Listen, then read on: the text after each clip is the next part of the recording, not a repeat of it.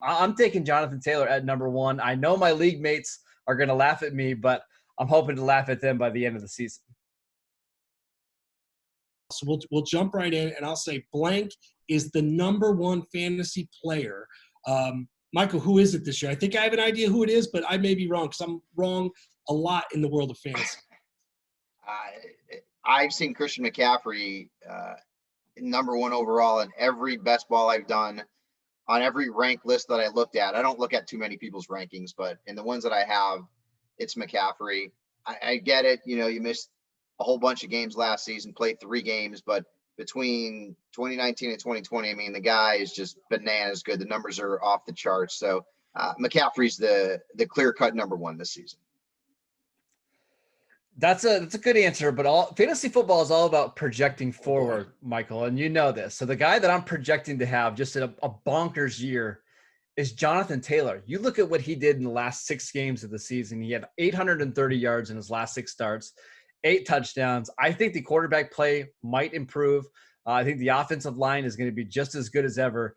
I think Jonathan Taylor, from just a durability standpoint, from how many carries he's going to get, from the efficiency, I think he's locked to get like 100 yards and a touchdown a game. I'm taking Jonathan Taylor at number one. I know my league mates are going to laugh at me, but I'm hoping to laugh at them by the end of the season. So you're not concerned about Nyheim Hines and Marlon Mack taking away that ceiling from Taylor in terms of catching the ball, or maybe even losing some opportunities to Mack as the season rolls on? Not really, because we saw Jonathan Taylor play well with Nyheim Hines last year, right? I mean, in the last 6 games, he was still averaging close to 20 carries per game. Maybe the reception ceiling's not quite as high as Christian McCaffrey or Saquon Barkley, but I like the phrase, you can't win your fantasy league in the first round, but you can certainly lose it. I feel like Jonathan Taylor has one of the highest floors in fantasy. Listen, man, I like the bold call. I remember several years ago, I was in St. Louis, actually. I was doing hosting for Big League Impact with the Cardinals. And somebody took DeMarco Murray with the first overall pick. And I was like, wow. DeMarco was certainly a valuable pick, but not the number one guy. He went on to be the number one guy. And I was like, woo. I always remember that kid. I was like, wow, that was much like a Nostradamian pick there of Murray. So now I like Taylor. He's a first round pick. I'm not as bold as you, though, my friend, going with the number one overall pick with Taylor. He's also got to not fumble, by the way. As someone who's followed him a lot through college, that you want to get him off the field and get him. I mean, that's the problem been with him for a long time. But awesome back, awesome situation. And then I guess, Marcus, to tie a bow on this, you said the quarterback play is going to be better. How you really feel that way? You think the quarterback play is going to be better? Well, I mean, this is coming from the biggest Phillip Rivers homer true. ever. I know that why you asked that. You know where I'm going. But yeah. I don't think it's going to be worse. I really don't. Frank Reich obviously likes Carson Wentz. He had a lot of success with him in Philadelphia. I just don't think the quarterback play is going to be worse. I think it has a chance to be better. Well, let's go now to a different position. Again, I think I know the answer, but blank is the top fantasy QB. Michael, I assume we kind of know where we're going with this, right? It's got to be Mahomes. Like, I get it. Allen was the QB1 last season. I totally understand that. But Mahomes is, the guy is, otherworldly. And I could not put Josh Allen ahead of him. I couldn't put Kyler ahead of him, for example.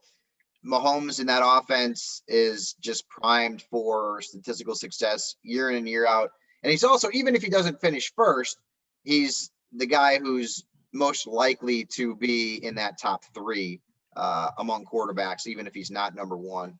I like what Josh Allen did last season. We've heard rumors that maybe they're going to bring in Zach Ertz. I'd love to see him get out of Philadelphia. And, they brought in Emmanuel Sanders to replace John Brown. I feel like this is an offense that's going to score some points in Buffalo. So Allen's certainly a close second, but I don't know how you go away from Mahomes, unless Marcus is going to go away from Mahomes. I'm not sure. He went away from CMC, so maybe he's going away from Mahomes here too. No, you have to go with Mahomes because he's so safe, right? Throughout his career, he started 46 games in the regular season. He's averaged over 305 passing yards per game, 2.5 passing touchdowns. I get the appeal of Josh Allen and Lamar Jackson because of their legs, but you basically can lock in top 5 production every single week in Patrick Mahomes. It just makes too much sense. It would be hard as someone in the position to draft to do that. As good as Allen was, that you know what you're getting, right? With a rebuilt offensive line, with weapons galore, Mahomes just feels so safe. I'm curious, Michael, just a quick sidebar.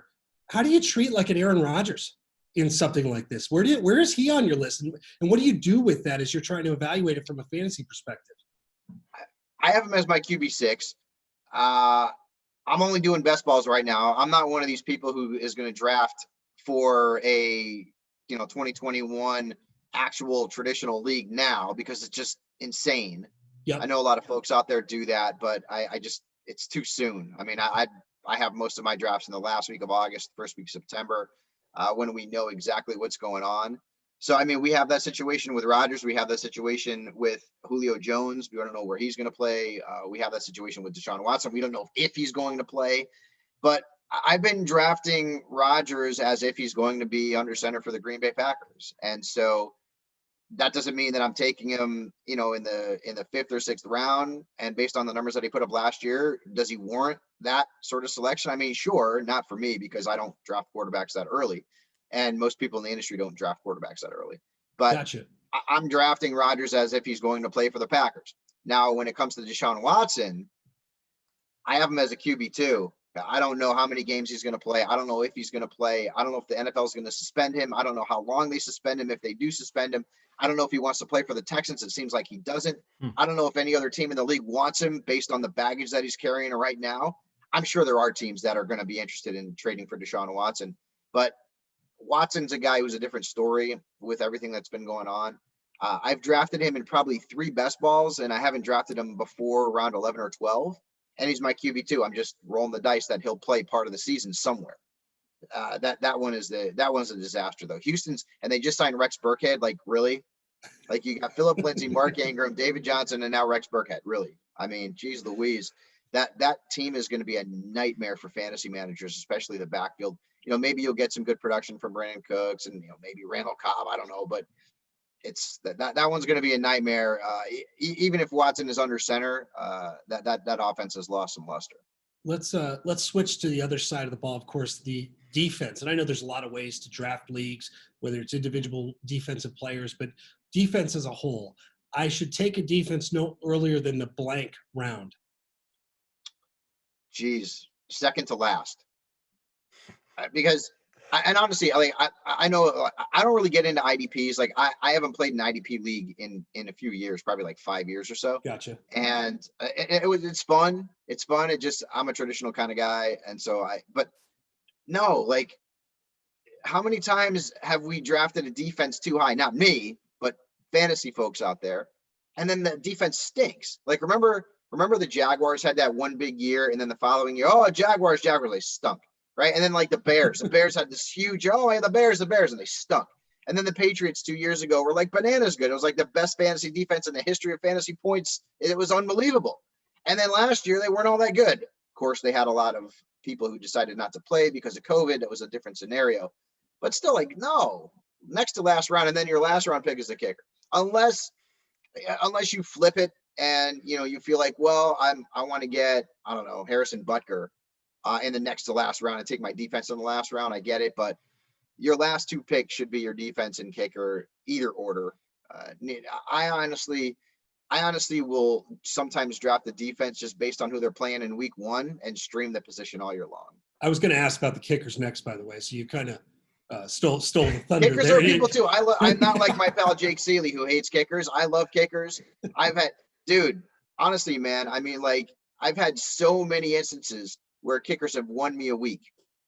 Now, maybe that doesn't say much about the rest of my team, but I'm talking about, like, Justin Tucker when he, goes off for like 20 plus points. I mean, Koo last season for Atlanta was tremendous. Kickers, points are points, right? No matter where I can get them, I don't care where I'm getting them. I just want them. And kickers can be valuable. They really can. Marcus, what's your stance on defenses and kickers? Yeah, I agree. I think your defense should be your second to last pick or last pick. And Michael mentioned it. I just pick the defense based on who they're playing in week 1, and not even the quality of the defense. I'm looking strictly at the quarterback that my defense is playing, because that's all that really matters when it comes to team defense. in fantasy football. I'm very much on the opposite side of kickers, Michael. I hate them. They're so unpredictable from week to week. I hate losing games because of kickers. So in all of my leagues, if you take away kickers, you can't call it football anymore. It can't be fantasy football because that's all right. I hate kickers. They suck. It's so frustrating to lose a game because Matt Prater kicked 5 50-yard field goals in a game. That sucks. It's so funny that you mentioned Matt Prater. I'm actually trying to get him on my Sirius XM show here. Yeah. By the way, the best matchup in week 1, Jacksonville Jaguars. They've got the Texans. Oh, there you go. And if Tyrod Taylor's under center, or even worse, David Mills, forget about it. But no, listen, man, I've been playing fantasy a long, long time, and I have a lot of friends who are kickers or were kickers in the league, and Blair Walsh, I've interviewed him several times, and it's part of the game. Again, it's the only position that actually kicks the damn ball. How else do you call it football? 7-on-7. Basically. Right? Yeah. I know. It's like then change the name to run ball or pass ball or something. I don't know, but I like kickers. I like being able to grab a kicker off the wire. Happens all the time. Rodrigo Blankenship was great this past season. It's all part of the game, man. So I know a lot of people don't like kickers. I play in leagues that don't have kickers. Kickers are people too. I'm sticking with kickers in my leagues. That's a t-shirt if it isn't already, and it probably is. I'm sure it is. Yeah, let's focus on rookies. Michael, blank is the top fantasy rookie in your eyes. I'm a running backs truther. I love running backs. I have ever since I started playing fantasy. It's Najee Harris. I love Jamar Chase. I think Jamar Chase can have a big year. I think he'd be a top 20 wide receiver in 2021 with Joe Burrow under center, that built-in rapport that they have. But you put Harris behind that offense in Pittsburgh. The offensive line has got some question marks. I get it, but there's been plenty of running backs who've been able to produce behind less than stellar offensive lines in the history of the National Football League. I can promise you. And Mike Tomlin likes to use a featured back, right? I mean, you go back to Rashad Mendenhall, Willie Parker, Le'Veon Bell, James Conner in the year that Bell didn't play. He always likes to use one dude, and Anthony McFarland and Benny Snell don't scare me, and neither does Kalen Ballage. So I feel like this is Harris's job. He's a 3-down back. He's going to catch the ball out of the backfield, and he's a guy that I don't know that he's worth a first-round pick. I think a lot of folks out there are a little bit sort of, they're squeamish about that because of Clyde Edwards-Helaire, who I liked in the first round last year. I'm not going to run away from that. And he was really good in the first 6 games before Kansas City signed Le'Veon Bell for some damn reason. I don't get that. But Harris is in a great position to succeed, and he's probably going to be a top 15 pick across the board. Yeah, it's Najee Harris for me. And for Michael, I was going to ask you, do you think by the time we get to late August, September, that Harris will have a first-round price tag? Because we're currently seeing him go, middle, second round, sometimes even a little bit later than that. But as some of these backfields shake out and maybe somebody like Aaron Jones drops, if Aaron Rodgers is traded, maybe Joe Mixon, do you think Harris will ultimately be a first-round pick?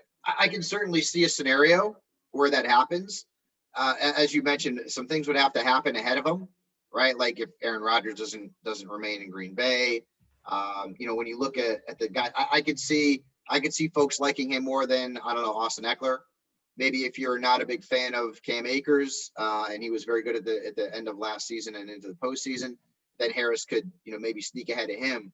I mean, for the most part, I think there's guaranteed at least 9 running backs who I'm taking ahead of Najee Harris right now, but that number could dwindle depending on what happens over the next several weeks. One of those guys is definitely not Deandre Swift, though. Deandre Swift is starting to drop. He was a guy who was a second-round pick in a lot of best balls that I was in earlier in the offseason, and now he's fallen into third with the Jamal Williams talk, and they bring in Todd Gurley. Even if they don't sign him, why are you bringing in Todd Gurley? That's a question mark for me as it pertains to Swift. So, but Harris is no worse than a top 15 pick, and I have seen him drafted in the first round late, and I totally get it. I don't argue with that selection at all. I'm going to hijack fill in the blank real quick. And Michael, we've talked about this, Marcus and I, Travis Etienne, kind of torpedoing that backfield in some respects, right? So how do you treat that that team, that position, because Robinson was great and ETN is He was gifted. awesome. Yeah. So, He so averaged what do you over do 17 there? points a game. I mean, he was a top 10 running back and he missed 2 games. He was great. Like, that sucked. Like, honestly, think about it, guys. The off season, as it pertains to player moves and player additions, has kind of sucked for fantasy purposes. It really has. Yeah.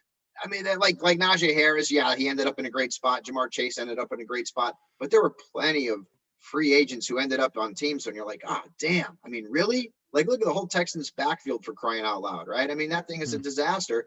And then it kind of, morphed into the draft, and we saw some guys go in places where we're like, oh, really? Like, there? Like, Etienne going to the Jags? Like, seriously? Like, imagine if he went to, I don't know, Atlanta. I mean, that would have been a nice fit. I mean, everyone now is into Mike Davis. Miami too, right? Yeah, I mean, exactly. So, but it goes to Jacksonville. I don't know that I'm going to be able to predict that backfield correctly all year long, and I certainly won't be able to predict what each of these 2 players will look like in terms of ADP until we get into the summer months. But right now in PPR, and that's all I play, I have Etienne ranked a couple spots ahead of James Robinson. But that doesn't mean that James Robinson doesn't open the season as a starter. Like, he didn't lose the job. He was really good. But the only thing is that Etienne has been drafted by this regime, totally new coaching staff, et cetera. And so would it be a shock if he started week 1? No. I think, to me, it would be more of a shock if both of these guys are not involved in the backfield, in the running game in some way, shape, or form. And Etienne, we've already heard in, the offseason rookie camp that they are lining him up as a wide receiver because they want to be able to utilize him, which is great in fantasy because you want a guy as a running back who can catch the ball out of the backfield. I don't know how to predict this situation, to be quite honest with you, because it's not like James Robinson's, it's not like Melvin Gordon, right? Where Melvin, by the way, I just interviewed him. He was great on my SiriusXM show. You can check that out on demand, but it's not like he's, 28 in the final year of his contract. James Robinson's a young man who's coming off a really good rookie season. I mean, he could have been rookie of the year. Like, he was great. It's very hard for me to predict what's going to happen there. I will say this, unless one of the 2 guys gets hurt, I think it's going to be a headache for fantasy managers all season long, because the Jags have a lot of weapons now, right? You've got DJ Chark, you bring in Marvin Jones, Laviska Shenault's in the mix as well. So like Urban Meyer likes Carlos Hyde. So, I mean, whatever. I'm not mentioning Tim Tebow, by the way, for example. He is not a weapon that I'm worried about getting targeted, but who knows? I don't know. I don't know who will be the guy to start the season or to begin or to go through the, to the middle of the season. I don't know who will finish the season as the guy. My concern is that neither will be. They'll be sharing the workload all season long. Fantasy torpedo. And the last one, of course, the very important question: blank is the best fantasy team name you've ever heard, that you could share with us, of course. But I can't. There's some I can't mention. There's some one of them comes to mind. I can't mention it, and it's hilarious. I can't mention it though. I'm not going to go there. Do you have an iconic name for you then? Like something that's, I guess, is it tried and true? Is it something you've used that just has fit? Are you changing it? So, I mean, the one team, I change my team names like every single year for the most part. And like for years, I would go off of, I don't know, something in the pop culture. So like one year I named all my teams after Game of Thrones characters, scenarios, etc. One year I did all Curb Your Enthusiasm stuff. You guys watch Curb at all? Oh, yeah. I mean, like, so, like one of my team's names was like Yari's Automotive, like, I mean, I've had a whole bunch of different ones as it pertains to that. But there were some, I love Larry David. So I typically will do that. The one team name that I haven't changed for years is in my Alice in Chains League, with the guys from the band. And it's Damn That Rivers. Damn That River is a hugely popular Alice in Chains song from back in the day. If you're into grunge, that kind of thing, the Seattle scene. Mm-hmm. And so I've won the championship 2 out of the last 4 years with that team name. And so I always keep Damn That Rivers, even though Rivers is now retired. I'm going to keep that name going strong. But in terms of my favorite fantasy team names that I've heard, I can't mention them on the show. I can't. After we're done taping, I'll tell you guys. Perfect. But yeah, I can't do that right now. Marcus, do you have one? I very much like my job at the game day, so no, I cannot tell you. All right, well, this is good behind the curtain access anyways for us. Selfishly, we'll get all the good content.